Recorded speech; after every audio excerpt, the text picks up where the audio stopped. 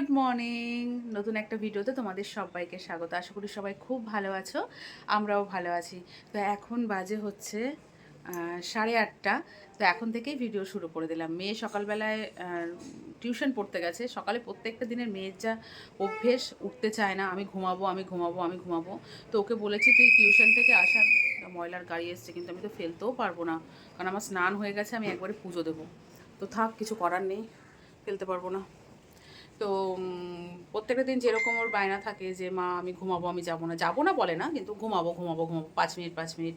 তো আজকে একটু দেরিই হয়ে গেছিলো। তো উঠেছে, আমি যে ঠিক আছে এসে ঘুমাবি। তো এসে কোনো দিন ঘুমাতে চায় না। জোর জবরদস্তি যদি ঘুম পাড়ানো হয় তাহলে একটু ঘুমাবে 5-10 মিনিট, তাহলে ঘুমাবে না। পড়ে টরে আসার পর যে ওর শরীরে কী একটা জোশ চলে আসে আমি নিজেই বুঝতে পারি না।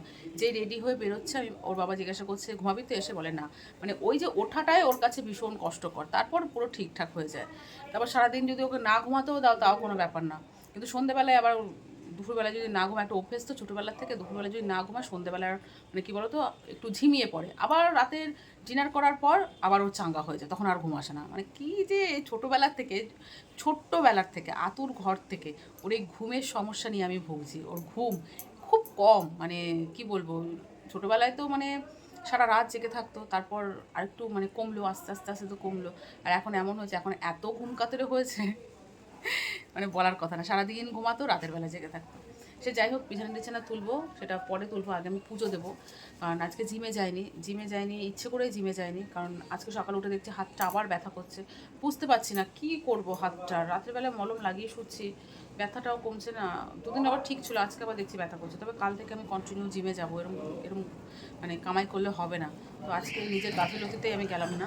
তো ভাবছি জিমে যখন যাইনি, ঘরটার তো মোছা হয়ে গেছে, জামা কাপড়গুলো কাচাকুচো করে দিয়েছি, আর তাহলে একবার পুজো দিয়ে দিই। কারণ আজকে একটু চিকেন রান্না করব। আমার চিকেন খেতে একদম ভালো লাগছে না, কারণ দুদিন ধরে মাটন খেয়েছি। কালকে প্রচণ্ড পরিমাণে শুধু মাটনেরই ঢেকুর উঠছিলো, দুপুরে যেহেতু খেয়েছি, সারা সন্ধ্যে মাটনের ঢেকুর উঠছিলো। তারপরেও তো মুড়ি টুড়ি খেলাম, যাই হোক হয়ে গেছে, যেটা হয়ে গেছে। তো আজকে চিকেন হবে, কারণ আজকে মানে কি বলবো, বাড়িতে লোকজন আসবে, তো রুমিদিরা আসবে। তো এর জন্য একটু চিকেন টিকেন রান্না করবো। রুমিদিদের অনেকদিন আগেই আসার কথা ছিল, তো ওদের রুমিদির কাজ, কেক টেক অর্ডার ছিল, এর জন্য আসতে পারিনি। তো আজকে বলেছে আসবে, যেহেতু আমরা রবিবার মাটন খেয়েছি, সেটা তো আর রুমিদিরা জানি না, বা ওরা আসলে তো আমাদের ডাল ভাত খাওয়াতে পারি না। তো আজকে চিকেন করবো, ওটা চিকেনইটা করে রাখবো। আর দিনের বেলায় আমি ভাবছিলাম পাতলা করে সয়াবিনের ঝোল করবো আর উচ্ছে ভাজা করবো দিনের বেলায়, আর রাতের জন্য চিকেনটা করেই রাখবো। আর একটু কী করে দেখা যাক, ঠিক আছে, সেটা তোমার সাথে শেয়ার করবো। তো চলো বন্ধুরা, আগে পুজোটা দিয়ে দিই। আর হ্যাঁ, আর একটা কথা, এদিকে কিন্তু আমি ভাত বসিয়ে দিয়েছি। ভাত হতে হতে আমার পুজোটা হয়ে যাবে, এদিকে ভাতও হয়ে যাবে, পুজোও হয়ে যাবে। বেগুন ভাজা করে দেবো, মেয়ে খেয়ে নেবে। কারণ মেয়ে অনেকদিন ধরেই বলেছে মা আমি বেগুন ভাজা খাবো। কাল রাতে আমি আলু সেদ্ধ, পেঁয়াজ, শুকনো লঙ্কা দিয়ে মেখেছি, পটল ভাজা করেছি, বেগুন ভাজা দিয়ে ঘিটি দিয়ে খেয়েছি, দুর্দান্ত লেগেছে খেতে, দুর্দান্ত। মানে খাসির মাংস, বিরিয়ানি, এগুলো সব ফেল এরকম খাবারের ওপর। তা কালকে রাতে আমি চিন্তা ভাবনা করেছি যে যদি রাতে চিকেন খাই, তাহলে দিনের বেলায় কিন্তু আমি একদম এরকম ভাজা ভুজো সেদ্ধ সেদ্ধই করবো। তা ভাবলাম সেদ্ধ করলে আমাকে ডাল করতে হবে, তাই একটু ভাবছি পাতলা করে সয়াবিনের ঝোল আর উচ্ছে ভাজা করে তাহলেই হয়ে যাবে। চলো বন্ধুরা, বকবকটা পরে করবো, অনেকটাই বকবক করে ফেললাম, 4 মিনিটের বকবক করেছি তোমাদের সাথে সকাল সকাল। তো চলো পুজোটা দিয়ে তারপরে দেখো পুজো দিয়ে কমপ্লিট হয়ে গেছে।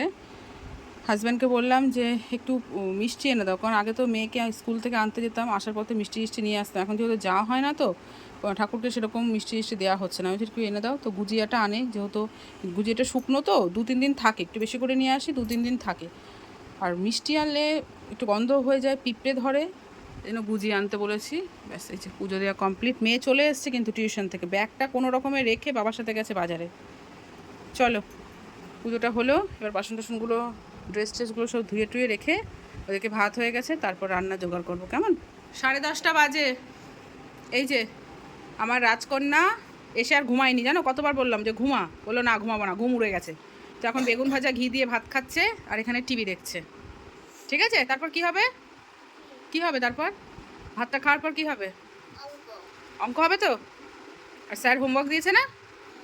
ওগুলো স্যার হোমওয়ার্ক দেয়নি, নতুন চ্যাপ্টার যেটা করালো সে অঙ্কগুলো প্র্যাকটিস করবি, বুঝেছো? তবে সে যাই হোক করবে, সেগুলো বুঝিয়েছে, সেগুলো করবে। আর কাল রাতে চুপচুপ করে তেল দিয়ে দিয়েছি। তো খেয়ে নে। আর এখানে আমি সবজি টবজি কাটাকুটো করছি, আর রান্না ভাত হয়ে গেছে।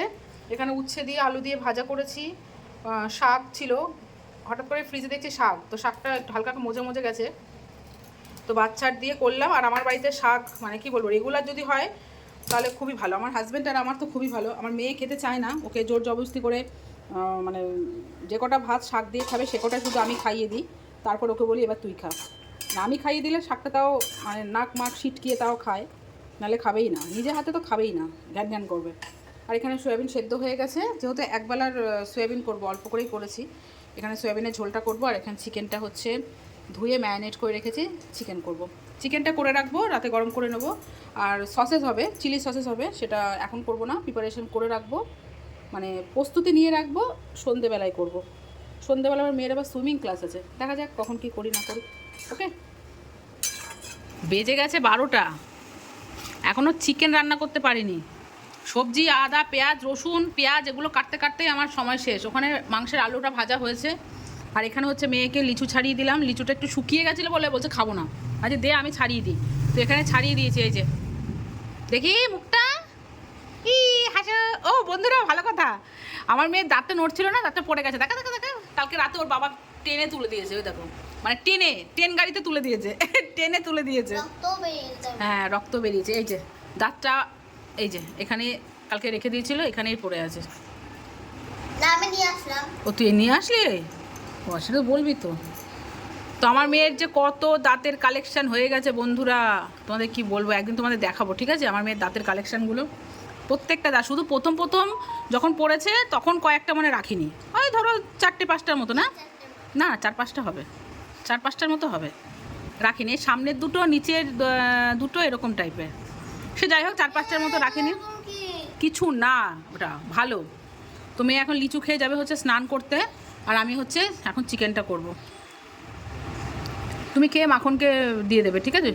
শুধু মাখনকেই দেবে, পুজো তো হয়েই গেছে সকালে। হুম, স্নান না না স্নান করেছি সকালে, সব সব দিয়েছে সবজি। চলো এগুলো গোছাই, এগুলো সব ফেলে টেলে দিয়ে গুছি টুছি রাখি, টেস্ট করব। আজকে একটু অন্যরকমভাবে চিকেনটা করব। এগুলো সব ভাজবো, ভেজে এর মধ্যে কি বলে কাজু বাদাম দেবো, গোলমরিচ দেবো, সব দিয়ে ভাজবো, ভেজে পেস্ট করে তারপর করবো। মানে আজকে রুটির সাথে খাওয়া হবে তো, আজকে আর চিকেন কষাটা করবো না, আজকে একটু অন্যরকমভাবে করবো, বাটার টাটা দিয়ে করবো। হ্যাঁ ঠিক আছে মা, নাও চলো বন্ধুরা, চলো চলো টুংডুং টাও। অনেকদিন পর বললাম না মাম্মা, বলে টুংডুং টাও। না খেয়ে নাও। 1:10 বাজে বন্ধুরা, গুড আফটারনুন, গুড আফটারনুন বলো। মেয়ে স্নান হয়ে গেছে, স্নান টান করে মাখনকে লাঞ্চ দিয়ে দিয়েছে, আর এখন ওকে 1 পিস চিকেন দিয়েছি। আমি বাবু টেস্ট করে বল কেমন হয়েছে। আর এদিকে চিকেন কষাটা হচ্ছে, অ্যাকচুয়ালি চিকেন কষা না, আজকে চিকেনটা একটু অন্যরকমভাবে করেছি, যেটা একটু গ্রেভিটা মুখে দিয়ে দেখলাম একদম পারফেক্ট রুটির মতো হয়েছে। আর আলু না দিলে ভালো হতো, কিন্তু আলু ছাড়া চলবে না, তো আলু দিয়েও বেশ ভালো লাগছে। এটা একটু কষানো হচ্ছে, জল গরম বসিয়েছি মাইক্রোওভেনে, ওটা জল গরম হলে, বেশি ঝোল রাখবো না, জাস্ট একটু সুন্দর একটা গ্রেভি রাখবো। আর এখানে বাসন মাজবো এখন। বলো, অনেকবার বলেছি, বলতেই পারি, তাতে কি হয়েছে, তাতে কি হয়েছে বলো না, তুমি খাও, খেয়ে আমাকে বলো কেমন হয়েছে।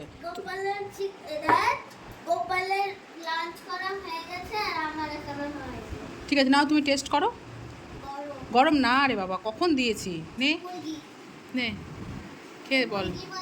মুরগি, হ্যাঁ বয়লা মুরগি, চিকেন নাও, মাংস নাও, খেয়ে বলো কেসা লাগা। ইয়েস দই দিয়েছি, বাটার দিয়েছি।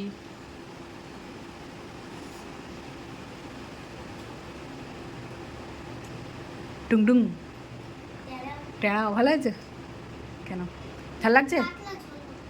আর পাতলা ঝোল সব দিতে, খাসির মাংস পাতলা, চিকেন পাতলা, ডাল হলে তো ডাল খাস না তখন ভাতে, যখন ডাল করি তখন তোর পাতলা ডাল খাস না, তখন বলিস আমি শুকনো শুকনো খাবো। তুই তোর বাবা পুরো একরকম হয়েছিস। আমার হাজব্যান্ডও তাই, কোনো ধরো একটু বড়ার ঝোল টোল করলাম, বড়ার ঝোল তো ধরো একটু ঝোলটা একটু টেনে নেয়, ঠিক আছে? যেদিন আমার বড়ার ঝোলটা একটু শুকিয়ে যাবে সেদিন আমার হাজব্যান্ডের মানে একটু ঝোলের আবদারটা বেশি হয়।